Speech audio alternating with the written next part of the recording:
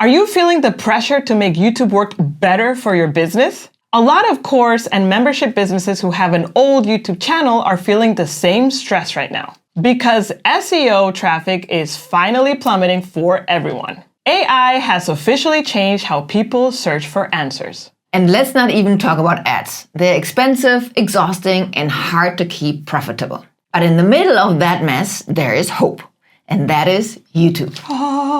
As it stands out as the only platform that still has the promise of staying relevant and being evergreen. But here's the catch.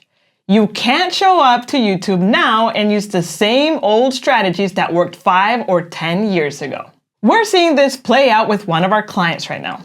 And we want to help other experienced business owners avoid using the same outdated strategies he has been using. That's why we're making this video. So in this video, we'll show you the 5 biggest quick wins we shared with our client on how to adapt his videos to actually get new leads and customers for his membership business today.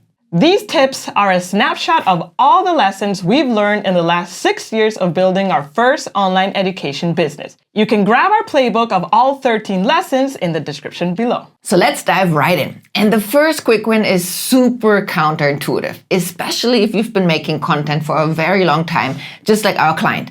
You see, he's a guitar teacher and has been in the online game for over 10 years. He's got lots of content, and because of that, it's sometimes easy to lose sight, especially if you're more passionate about what you're teaching than the actual business side. So he's got content for super beginners, medium beginners, intermediate, sometimes a little bit advanced. But when we asked him that who is his ideal client and who is his actual core offer made for, he immediately said early intermediate. So as a result of him losing sight of who he was serving with all this content, he started creating a fragmented audience. Not only early intermediates were watching his videos, but everything in between. And that leads to an issue when he wants to pitch his offer who is targeted for early intermediates. So our fix for this is to always start from the end. What does that mean? That means pretty much asking 3 questions. Question number 1 is, what is your offer? I know sometimes because we're so much in the game, we kind of not forget what our offer is, but forget of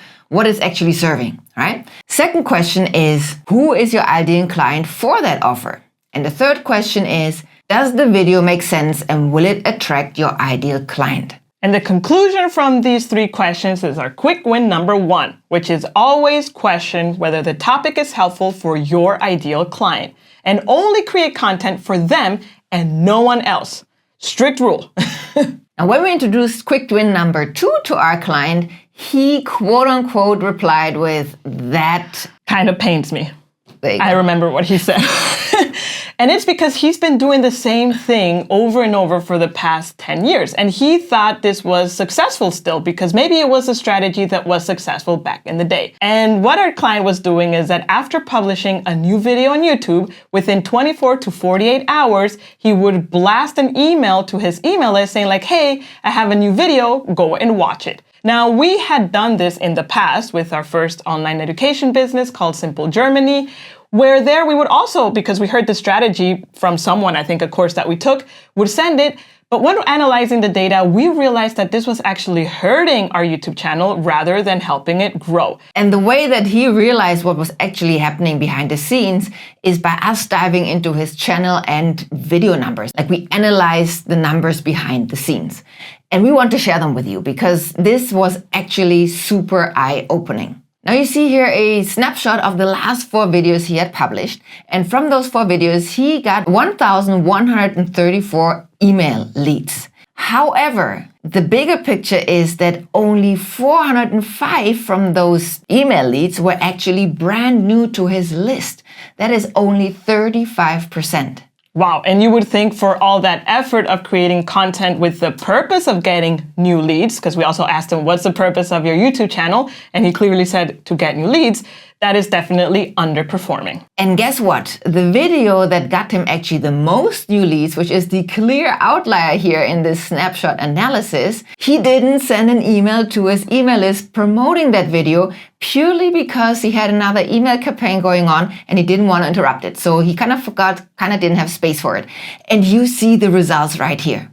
And this shows that actually sending the email to his warm list to go back to his YouTube channel was actually hurting his goal of getting new leads from YouTube. Not only that, but by doing that, he was sending a flood of people to the YouTube videos, which essentially was hijacking the YouTube algorithm, let's say, or how the algorithm works. Because instead of allowing the video grow naturally and organically, there was a flood of people just coming, and who knows, right? Maybe they just click because they're curious, don't watch it, bounce back. And all this gives bad signals to YouTube in sense of like, whoa, maybe this video is not as cool as I thought it was because now I have all these people acting weirdly on it. So you know what? I'm just not going to promote it. Yeah, or they just come to the video, watch the first few seconds, click on the lead magnet, download it, and bounce because they were just interested in the lead magnet because he also promoted that in his emails.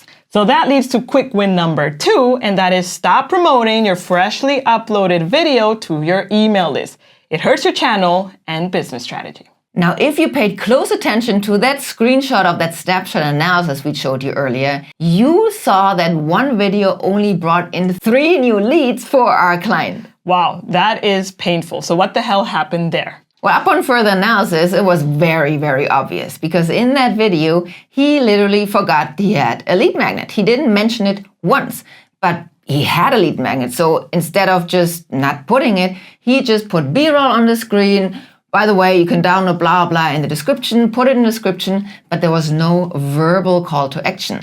And that's what works, right? So just having a disconnected B-roll reminder or a description link doesn't make it work. Now, if you look at this snapshot analysis, he got 109 leads actually from this video. But these are warm leads, meaning people that were already in his email list. He also sent this video to his email list to promote it. So our assumption is that the people that came to watch that video kind of already knew his gist of how he promotes email leads, like lead magnets. So that's why they were the ones to click on it and download it. So quick win number 3 is if you have a lead magnet, don't forget the verbal call out. And if you like a breakdown of all the 13 lessons that we've put together in a report from growing our first online business over the last 6 years, well, guess what? You can find it in the description. That's a verbal call out. Now, quick win number 4 goes in an area completely different from the rest. And it's an area that our client had not looked at in a very long time. And that is the retention graphs. Now, we all know that with short form content just blowing up everywhere, we have very little attention span at this point. So it's very important that our videos kind of confirm to the viewer and fulfills the promise that our title and thumbnail show them. Here is another very visual and revealing example from our client. This retention graph right here shows a retention of only 50% after the first 30 seconds, which is the YouTube metric that gets measured. And this video in particular had a very unstructured intro. Versus in this screenshot right here, you see a retention graph of our client with 72% retention at the 30-second mark. And this video, in contrast, had a super clear, straight to the point, no bullshit, no fluff intro. So clearly, the viewer was a lot more hooked to and knew what he was getting, so he stayed and watched more. So quick win number 4 is to relate to the viewer in the first 30 to 60 seconds. Get straight to the point and provide value as fast as possible to confirm to the viewer they're in the right spot.